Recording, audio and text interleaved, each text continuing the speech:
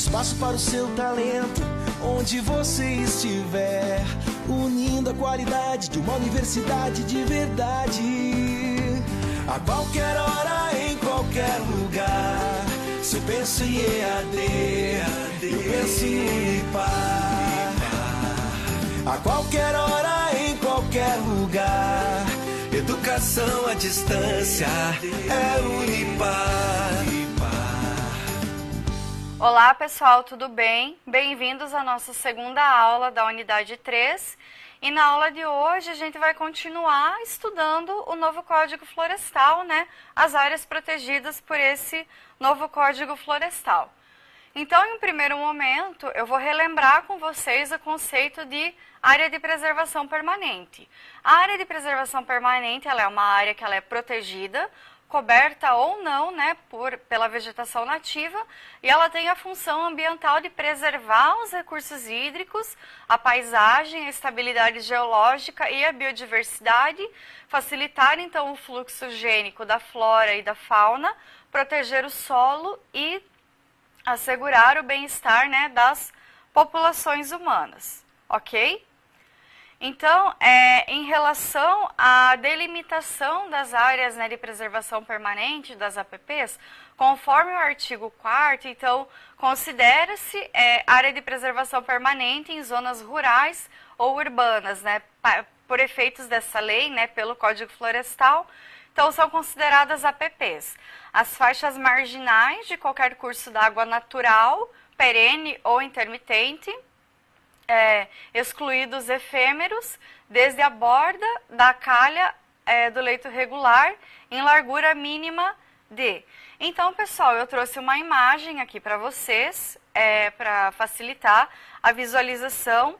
Então, precisa ter uma APP, uma mata ciliar, de 30 metros para cursos d'água de menos de 10 metros de largura, de 50 metros para os cursos d'água que tenham de 10 a 50 metros de largura, de 100 metros para os cursos d'água que tenham de 50 a 200 metros de largura, de 200 metros para os cursos d'água que tenham de 200 a 600 metros de largura e de 500 metros para cursos d'água que tenham largura superior a 600 metros. Então, está tudo mostrado, tudo aqui no desenho, tudo que eu falei está demonstrado aqui no desenho, bem legal, bem tranquilo para vocês visualizarem.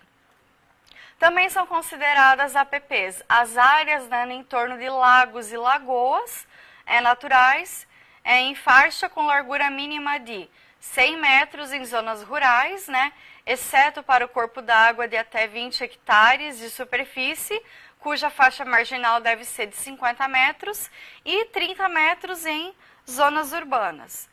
Também são consideradas APPs as áreas no entorno dos reservatórios d'água artificiais, né, decorrentes de barragens ou represamentos de cursos d'água, na faixa delimitada, né, na licença ambiental do empreendimento. No entorno de nascentes e olhos d'água, né, perenes, qualquer que seja a situação topográfica, tem que ter um raio mínimo de 50 metros, né, como está demonstrado ali na imagem para vocês. Nas encostas ou parte dessas encostas que possuam uma declividade superior a 45 graus, equivalente a 100%, né, na linha de maior declive. As restingas, como fixadoras de dunas ou estabilizadoras de mangue, os manguezais também em toda a sua extensão, bordas, né, de tabuleiros ou chapadas até a linha de ruptura do relevo em faixa nunca inferior a 100 metros em projeções horizontais, e também no topo de morros, montes, montanhas, serras que tenham então uma altura mínima de 100 metros, como está demonstrado na figura aqui para vocês, e uma inclinação média maior que 25 graus, que também está demonstrado ali um ângulozinho para vocês. As áreas delimitadas a partir da curva de nível, correspondente a 2/3 da altura mínima da elevação, sempre em relação à base, sendo definida então pelo plano horizontal determinado por planície ou espelho d'água adjacente nos relevos ondulados pela cota de ponto de sela mais próximo da elevação. Áreas em altitude superior a 1.800 metros, qualquer que seja a vegetação. Em veredas, né, faixa marginal em projeção horizontal, com largura mínima de 50 metros, a partir do espaço permanentemente brejoso e encharcado. Beleza, pessoal. Então, continuando lá no artigo 6º, ainda é considerado área de preservação permanente quando declaradas, né, no interesse social por ato do chefe do Poder Executivo, as áreas cobertas, né, com floresta ou outras formas de vegetação que são destinadas a uma ou mais dessas seguintes finalidades: conter a erosão do solo e mitigar os riscos de enchentes e deslizamentos de terra e de rocha, proteger as restingas ou veredas, proteger as várzeas, abrigar exemplares da fauna ou da flora, né, ameaçados de extinção, proteger sítios, né, de excepcional beleza ou de valor científico, cultural ou histórico, formar faixas de proteção ao longo, né, de rodovias e ferrovias, assegurar condições de bem-estar público e a defesa do território nacional a critério das autoridades militares. Pessoal, em relação, então, ao regime, né, de proteção dessas áreas de preservação permanente, conforme que está escrito lá no artigo 7º, a vegetação que está situada numa área de preservação permanente, ela deverá ser mantida pelo proprietário da área, pelo possuidor ou pelo ocupante, né, a qualquer título, seja pessoa física ou jurídica, ou de direito público ou privado. Então, se acontecer, né, de ter ocorrido a supressão, supressão é a mesma coisa que retirada, de ter ocorrido a retirada da vegetação que está situada em uma área de preservação permanente, o proprietário da área, possuidor ou ocupante, ele é obrigado, então, a promover a recomposição dessa vegetação, né, que é ressalvado os usos autorizados que estão previstos nessa lei. E essa obrigação, ela é de natureza real, então ela é transmitida, né, ao sucessor, caso haja, né, a transferência de domínio ou de posse, né, do imóvel rural. Então, no caso de supressão não autorizada da vegetação após o 22 de julho de 2008, então é vedada a concessão de novas autorizações de supressão de vegetação, enquanto não cumpridas, né, as obrigações que são previstas no parágrafo 1º que a gente acabou de falar. Então, pessoal, seguindo lá no artigo 8, a intervenção ou a supressão da vegetação nativa em área de preservação permanente, ela só ocorre nas hipóteses de utilidade pública, de interesse social ou de baixo impacto ambiental que são previstos nessa lei. Beleza? Então, pessoal, falando a respeito da reserva legal. Então, relembrando, né, o conceito de reserva legal, que a gente já falou lá na primeira aula.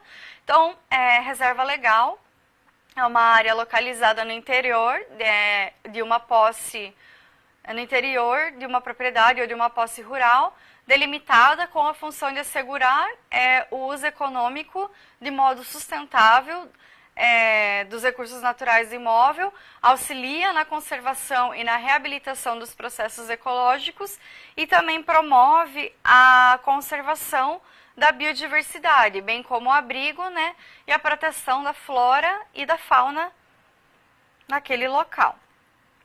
Então, pessoal, todo imóvel rural, ele deve manter uma área, né, com cobertura de vegetação nativa. Essa área, então, é a área de reserva legal, sem prejuízo, né, das aplicações das normas sobre as áreas de preservação permanente. Só que existem algumas quantidades, alguns percentuais mínimos que têm que ser deixados, né, de reserva legal em relação à área do imóvel.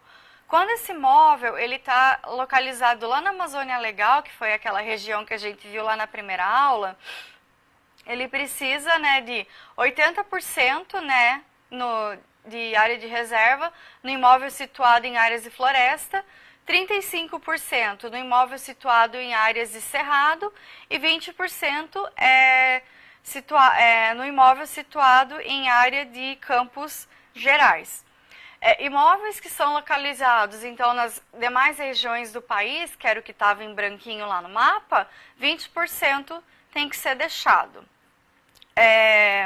Em alguns casos, não são exigidas áreas de reserva legal, que são eles, né, os empreendimentos de abastecimento público de água e tratamento de esgoto, as áreas que são adquiridas ou desapropriadas por detentor de concessão, permissão ou autorização para exploração de energia hidráulica, nas quais funcionem empreendimentos de geração de energia elétrica, subestações, ou que sejam instaladas, né, linhas de transmissão e distribuição de energia elétrica, áreas adquiridas ou desapropriadas com o objetivo de implantação e ampliação, né, da capacidade de rodovias e ferrovias. Em relação à localização da reserva legal, na localização dela deverá levar em consideração os seguintes estudos e critérios. O plano da bacia hidrográfica, né, que está dentro daquela área, o zoneamento ecológico econômico, a formação de corredores ecológicos com outra reserva legal, ou com uma área de preservação permanente, com uma unidade de conservação ou com outra área que seja legalmente protegida. As áreas de maior importância e conservação da biodiversidade e áreas de maior fragilidade ambiental. Vai ser admitido o cômputo das áreas de preservação permanente no cálculo do percentual de reserva legal. É possível colocar as áreas de preservação permanente dentro dos 20% da reserva legal. 20%, né? Falo das outras regiões do país que não sejam, né, da reserva legal, desde que o benefício previsto, né, nesse artigo não implique na conversão de novas áreas, né, para o uso alternativo do solo, que não implique no desmatamento. A área ser computada, então, ela esteja conservada ou em processo de recuperação. O proprietário ou possuidor tenha requerido a inclusão do imóvel no Cadastro Ambiental Rural, que é o CAR. O proprietário ou possuidor do imóvel com reserva legal conservada e escrita no Cadastro Ambiental Rural, cuja área ultrapasse o mínimo exigido por essa lei, ele poderá utilizar a área excedente para fins de servidão ambiental. Por exemplo, se eu tenho uma propriedade e nessa propriedade eu tenho mais de 20%, eu ultrapassei o mínimo que é exigido, né, aqui no Paraná, que é a região que eu estou. Então, eu posso utilizar essa área que excedeu como servidão ambiental. Eu posso ceder essa área, né, como servidão ambiental.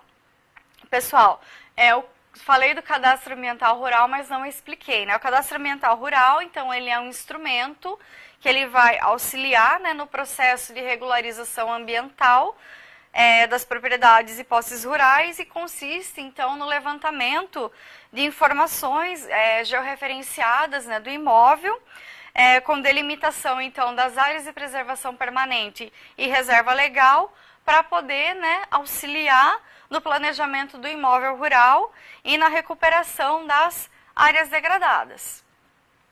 Caso o imóvel, então, ele esteja na Amazônia Legal, em área de floresta, e a extensão da área de preservação permanente somada com as demais florestas ultrapasse, né, os 80% do imóvel rural, então fica permitido novos desmatamentos. Em relação à proteção da reserva legal, ao regime de proteção da reserva legal, a reserva legal, então, ela deve ser conservada, né, com cobertura de vegetação nativa pelo proprietário do imóvel rural, possuidor ou ocupante, né, qualquer pessoa, seja ela física ou jurídica, de direito público ou privado. Então, pessoal, admite-se a exploração econômica da reserva legal mediante, então, ao manejo sustentável e tem que ser, claro, devidamente aprovado pelo órgão competente do CISDAMA. No manejo sustentável da vegetação florestal da reserva legal, são adotadas, então, práticas de exploração seletivas na modalidade de manejo sustentável, sem propósito comercial, para o consumo na propriedade e manejo sustentável para exploração com propósito comercial. É obrigatória, então, a suspensão imediata das atividades em áreas de reserva legal, desmatadas irregularmente após 22 de julho de 2008, e sem prejuízos, né, de sanções administrativas, cíveis e penais cabíveis, deverá ser iniciado o processo, então, de recomposição da reserva legal em até 2 anos contados a partir da data da publicação dessa lei. E esse processo, então, ele precisa ser devidamente concluído, né, nos prazos estabelecidos pelo Programa de Regularização Ambiental. Então, a área de reserva legal ela deverá ser registrada no órgão ambiental competente por meio da inscrição no Cadastro Ambiental Rural, e a inserção do imóvel rural em perímetro urbano definido mediante lei municipal não desobriga o proprietário ou posseiro, né, da manutenção da área de reserva legal. Então, também é válido, né, para o perímetro urbano, não só nas áreas rurais. Pessoal, então, por hoje é só, e na aula que vem vamos continuar falando a respeito de outras legislações ambientais. Muito obrigada pela atenção de vocês e até o nosso próximo encontro. Um espaço para o seu talento, onde você estiver, unindo a qualidade de uma universidade de verdade. A qualquer hora, em qualquer lugar. Se eu penso em EAD, eu penso em Unipar. A qualquer hora, em qualquer lugar. Educação à distância é Unipar.